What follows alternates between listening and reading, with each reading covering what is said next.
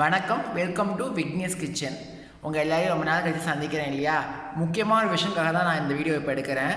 காயத்ரி ராமபத்ரன் அப்படின்ற நேயர் எனக்கு ஒரு கமெண்ட் போட்டிருந்தாங்க. இப்போ நான் ரீசெண்டாக பார்ட்டிஸ் டயலாக்னு ஒரு வீடியோ போட்டிருந்தேன். அதோடைய அந்த வீடியோவில் எனக்கு கமெண்ட் போட்டிருக்காங்க. இப்போ நீங்கள் ஸ்க்ரீன்லேயே பார்ப்பீங்க பாருங்களேன். ஸோ அவ்வளோ எந்தூசியாஸ்டிக்காக எனக்கு போட்டு கமெண்ட் தான். அதை வாசிக்கும் போது சந்தோஷமாக இருந்துச்சு. ஸோ நான் பழைய டிராஃப்டை போய் செக் பண்ணும்போது எனக்கு அந்த வீடியோ கிடச்சிருக்கு. ஸோ இதை எப்படி செய்யணும் அப்படின்றத நான் இப்போ வாய்ஸ் ஓவராக கொடுக்குறேன். இந்த ரெசிபியை அப்படியே ஸ்க்ரீனில் வீடியோவும் ப்ளே ஆகும். அது சில காப்பிரைட் இஷ்யூஸ் வந்துருந்துச்சு. நான் ஒரு 6 இயர்ஸ்க்கு முன்னாடி இந்த வீடியோ போஸ்ட் பண்ணியிருந்தேன் யூடியூப்பில். அப்போ என்ன ஆச்சு அப்படின்னா, அந்த மியூசிக்கில் எனக்கு அப்போ பெருசாக எனக்கு ஐடியா இல்லைல்ல. அப்போ நான் மியூசிக் போடும்போது காப்பிரைட் ஸ்ட்ரைக் வந்துருச்சு. ஸ்ட்ரைக் இல்லை, கிளைம் வந்துருச்சு. ஸோ அதனால் அந்த வீடியோவை நான் அப்போவே ப்ரைவேட்டில் வச்சுட்டேன்.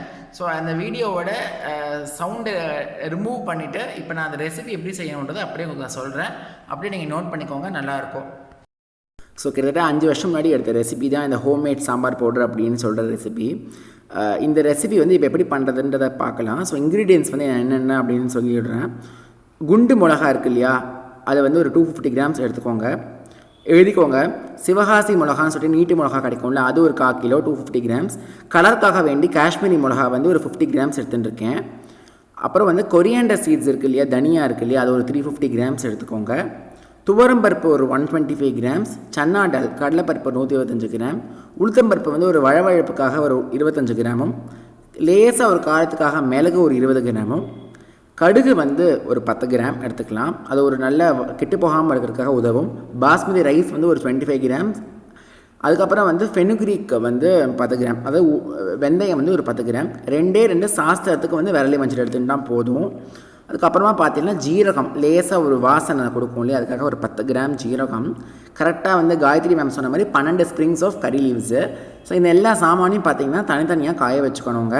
நான் அந்த நாளெல்லாம் வீடியோ எடுக்கும் போது பார்த்தீங்கன்னா எனக்கு பெருசாலாம் பேச தெரியாதா, அப்போல்லாம் இப்படி தான் ஃபோட்டோ எடுத்து ப்ரெசென்ட் பண்ணிகிட்ருப்பேன். இதை பார்க்கும்போது மலரும் நினைவுகள் ஞாபகங்கள்லாம் வருது. ஸோ இந்த கருவேப்பிலையெல்லாம் பார்த்திங்கன்னா நல்லா உதுத்து அந்த காம்பை தனியாக பிரித்து வெயிலில் காய வச்சுக்கோங்க. அதை நான் காமிச்சிருக்க மாட்டேன், இங்கே நான் சொல்கிறேன், அப்படி கேட்டுக்கோங்க. தனித்தனியாக காய வைக்கணும். இப்போ மெத்தட் ஆஃப் டூயிங்லேயே நான் அதை காமிச்சிருப்பேன் ஃபோட்டோ வழியாக. Sun dry each and every ingredient separately for 4 hours அப்படின்னு போட்டிருப்பேன்.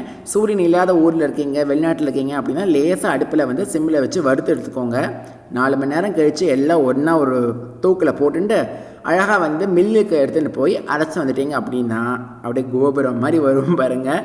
ஸோ கோபுரம் மாதிரி இருக்கிற சாம்பப்படி ரெடி ஆகிடும். வீட்டுக்கு வந்தோன்னா லேசாக ஒரு பேப்பரில் போட்டு காய வச்சுக்கோங்க. நியூஸ் பேப்பர் வேண்டாம், இல்லை நான் தப்பாக காமிச்சிருப்பேன். பட் நியூஸ் பேப்பர் இல்லாமல் ஒரு பட்டர் ஷீட்டில் போட்டு போனால் கூட நல்லாயிருக்கும்.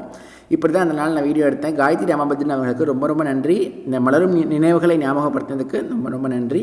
Like, share and subscribe. Thank you very much. நன்றி, வணக்கம்.